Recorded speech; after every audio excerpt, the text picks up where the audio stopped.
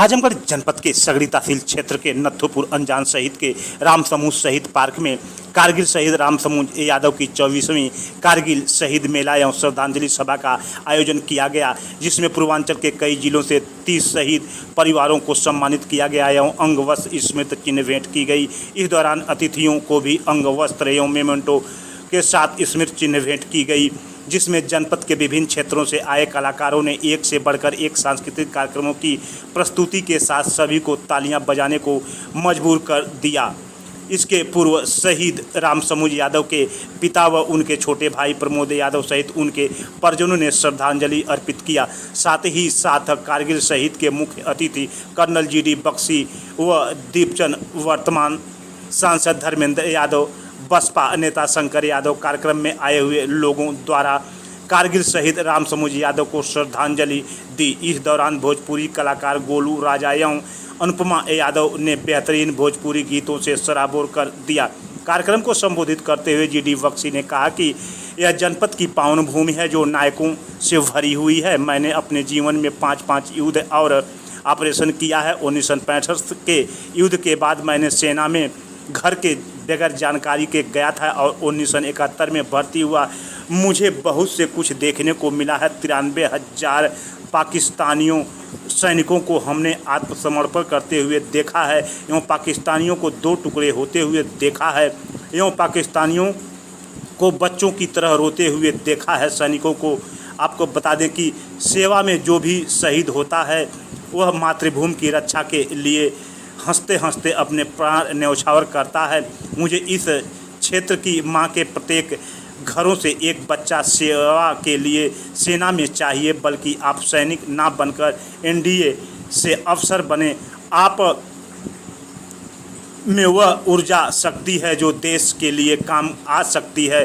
Kumaon regiment देश का एक ऐसा रेजिमेंट है जो अन्य जवानों को आटो जाटों का है जो देश के लिए हमेशा काम आया है। पूरे देश में हम बहुत जगह गए हैं, इस तरह का जज्बा शहीद परिवार में नहीं देखा है जो बेटे की शहादत दिवस पर इस तरह का आयोजन करते हैं, जो पूरे देश में एक मिसाल है। शहीद होने पर 2-4 महीने बाद लोग भूल जाते हैं। आपको बता दें कि कुछ दिन बाद लोग भूलने के बाद शहीदों की कुर्बानियों को भी लोग भूल जाते हैं। ऐसी कुर्बानी को राम समूह का परिवार किसी तरह से जिंदा रखा है, यह पूरे देश में एक मिसाल है। वहीं कारगिल नायक योद्धा दीपचंद ने कहा कि देश के लिए सिर्फ जय श्री राम और भारत माता की जय बोलने से काम नहीं चलेगा, बल्कि अपने अंदर एक देश की सेवा करने के लिए जज्बा होना चाहिए, जो जज्बा जो हमें जिंदा रखने की ज़रूरत है। आज राम समूह यादव की 24वीं शहादत दिवस मनाया जा रहा है, पर यह देखते देखते समय गुजर गया और पता ही नहीं चला। यह परिवार जिस तरह से शहीद राम समूह यादव की शहादत दिवस मनाता है, यह पूरे देश में एक मिसाल है। वहीं सपा सांसद धर्मेंद्र यादव ने कहा कि जो सम्मान शहीदों को मुलायम सिंह यादव ने 1996 के दौरान दिया, आज भी जिंदा है। अग्निवीर योजना को समाप्त करके पुरानी भर्ती प्रक्रिया लागू किया जाए, अन्यथा हम समाजवादी चुप नहीं बैठेंगे। वहीं कार्यक्रम के आयोजक कारगिल शहीद राम समूह यादव के छोटे भाई प्रमोद यादव ने आए हुए सभी अतिथियों का जहां आभार व्यक्त किया तो वहीं पर धन्यवाद भी दिया और कार्यक्रम को सफल बनाने के लिए समस्त लोगों को बधाई भी दी। वहीं इस मौके पर विधायक संग्राम यादव, विधायक अखिलेश यादव, पूर्व सांसद नंदकिशोर यादव, सपा जिला अध्यक्ष हौलदार यादव, जिला पंचायत चेयरमैन विजय यादव, बसपा नेता व बसपा के पूर्व प्रत्याशी सगड़ी शंकर यादव, विधायक HN सिंह पटेल, भूतपूर्व सैनिक उधम सिंह, सूर्यभान यादव, पूर्व जिला पंचायत सदस्य, बसपा नेता दुर्गा यादव, कमलेश यादव के साथ साथ पूर्व विधायक सगड़ी अभय नारायण सिंह पटेल सहित उप जिलाधिकारी सगड़ी नरेंद्र कुमार गंगवार उपस्थित रहे और सभी लोगों ने उन्हें श्रद्धासुमन अर्पित किया। इस दौरान कई थानों की पुलिस PSC व सुरक्षा के लिए लगाई गई थी। आइए हम देखते हैं क्या कुछ कहते हैं रहा और किस तरह से तैयारियां रही, किस तरह से कार्यक्रम, कौन कौन लोग आए हैं? देखिए, कार्यक्रम बहुत अच्छा रहा। आप लोग देख ही रहे होंगे, कार्यक्रम बहुत अच्छा था। और हमारे इस शहीद मेले के जो मुख्य अतिथि थे, जीडी बख्शी साहब, मेजर जनरल जीडी बख्शी साहब, और साथ ही साथ नायक दीपचंद जी जो कारगिल योद्धा हैं, और उनके साथ माननीय धर्मेंद्र यादव जी सांसद आजमगढ़ भी थे। और कुछ सांस्कृतिक कार्यक्रम अभी बच्चों का हुआ है, और भी सांस्कृतिक कार्यक्रम चल रहा है, और अभी भी कुछ कार्यक्रम चलना बाकी है। हर बार हमारा ये सवाल रहता है कि आप प्रशासन से कोई सहयोग मिला, इस बार भी वो चाहे ऐसी कोई प्रशासन का सहयोग का मतलब एक ही है कि प्रशासन जो शांति कायम करने का जो उनका सहयोग था, वो सहयोग प्रशासन हमको दी है। लेकिन और कोई ऐसा कोई सहयोग कार्यक्रम के लिए ऐसा कोई सहयोग प्रशासन का नहीं। सांसद जी आज आजमगढ़ आए हुए हैं आपके कार्यक्रम में, क्या आप चाहेंगे किस तरह से आपका सहयोग हो, इस मेले इस मैंने को किस तरह से बताया मैं जाए? देखिए सांसद जी से बोला था कि शहीद स्मृति या शहीद स्मारक या शहीद वनोपवन हर शहीद का होना चाहिए, और अच्छे स्तर से होना चाहिए। और जिस दिन वो शहीद हुए थे उस दिन उनके इसी तरीके से हर शहीद का कार्यक्रम होना चाहिए। शहीद मेला हर शहीद के यहाँ होना चाहिए। और मैं इसके लिए भी उनसे कोई बात नहीं किया हूँ कि सर मुझे क्या चाहिए क्या नहीं। मैंने उनको निमंत्रण दिया कि सर इस तरह शहीद मेला होता है। मेरे बड़े भाई थे जो कारगिल में शहीद हो गए, तभी हम लोग 24 साल से लगातार उनके याद में एक शहीद मेला का आयोजन करते हैं। उसमें आपको मैं बुलाना चाहता हूँ। उन्होंने निमंत्रण स्वीकार किया और आए भी। और उन्होंने कुछ आपकी इस तरह मदद करने के लिए शहीद उपवन बनाने की तरह कोई बात अब तक की है? अभी उन्होंने बोला है, अभी तो उन्होंने बोल उद्बोधन कर रहे थे, उन्होंने बोला है कि अगर मेरे लायक कुछ भी ज़रूरत होगी तो मैं सहयोग करूँगा इस बात में। धन्यवाद आप सभी लोगों को। परिचय दीजिए। मेरा नाम शंकर यादव है। मैं बहुजन समाज पार्टी का एक छोटा सा कार्यकर्ता हूँ। आज आप लोग कारगिल शहीद राम समूह यादव के शहादत दिवस पर एकत्रित हुए थे। जी जी। उन्हें आप लोग श्रद्धासुमन अर्पित किया। क्या कुछ कहना चाहते हैं शहीदों को? देखिए, शहीदों की देन है कि हम लोग आज़ाद हुए हैं। और कारगिल युद्ध में समूह यादव शहीद हुए थे। उन्हीं के उपलक्ष्य में 30 को ही आज शायद उनका जन्मदिन भी है। आज के ही दिन वो शहीद भी हुए थे कारगिल में। तो वहाँ शहीद मेले के रूप में प्रमोद यादव जो उनके छोटे भाई है वो और उनके पिताजी, और उसी में जितने हमारे सगड़ी के शहीद हुए थे 4, सौदागर सिंह और गुलाब सिंह पटेल और रमेश यादव, चारों लोगों का वहाँ शहीद मेले में श्रद्धांजलि अर्पित किया जाता है। उसी के साथ पूरे देश में जितने शहीद हुए हैं उनको श्रद्धांजलि दी जाती है। और सेना में जो काम कर रहे हैं उनको जीवित रहकर लड़ाई लड़ने की कामना करते हैं, ताकि वो सरहद पर जब रहते हैं तो हम चैन की नींद सोते हैं। और हमारा ही भाई है, गांव का भाई, सरहद पे राइफल बंदूक लेकर रात भर अपनी नींद हराम करके हमारी सुरक्षा करता है, और हम चैन की नींद सोते हैं।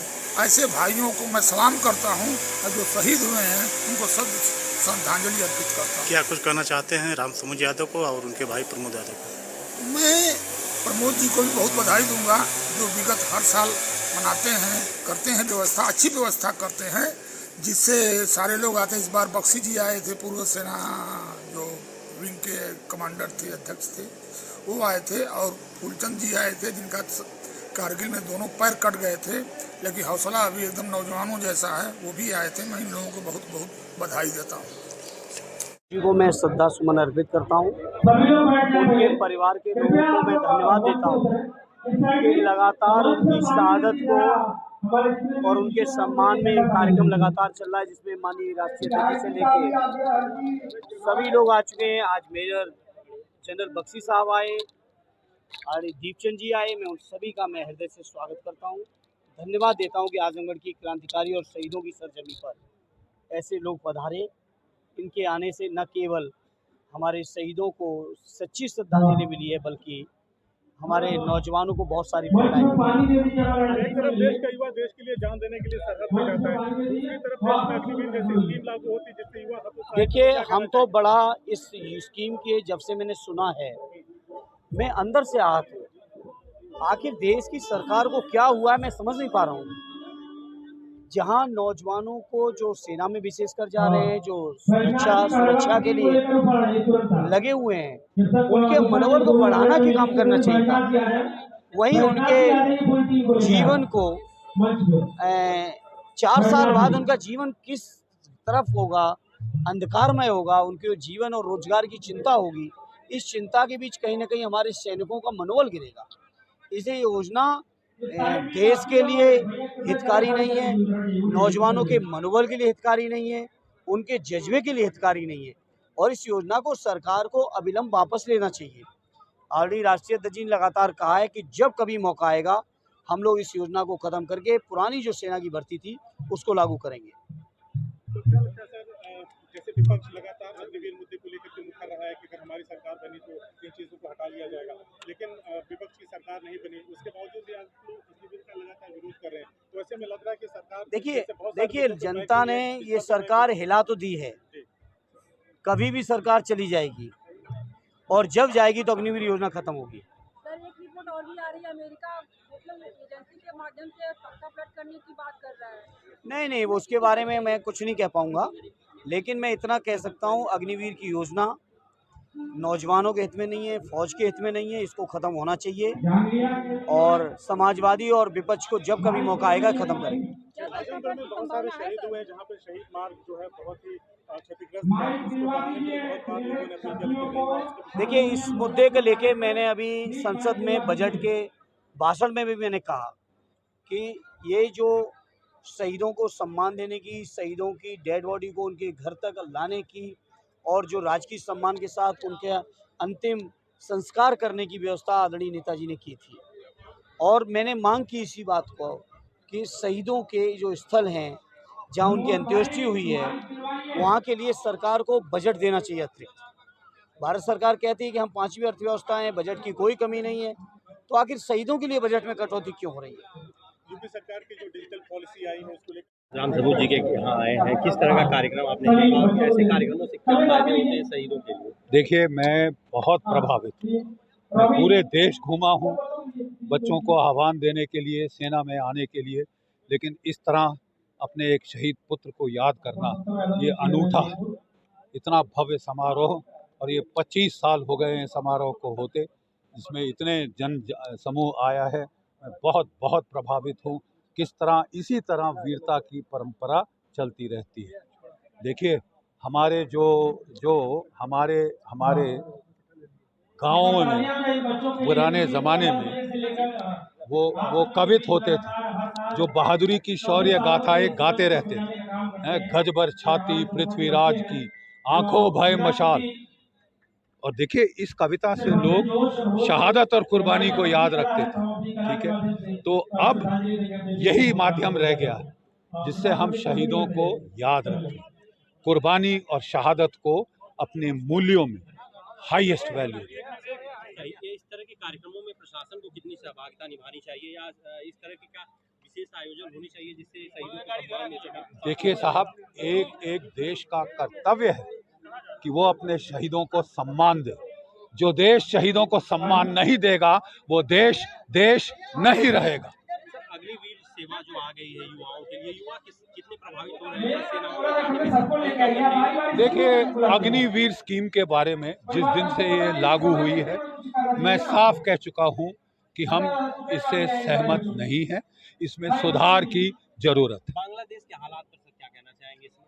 देखिए जो 71 में जीत हमने हासिल करी थी, पाकिस्तान, अमेरिका और चीन मिलके कोशिश कर रहे हैं कि पासा पलट दें, लेकिन ख्याली पुलाव देख रहे हैं वो।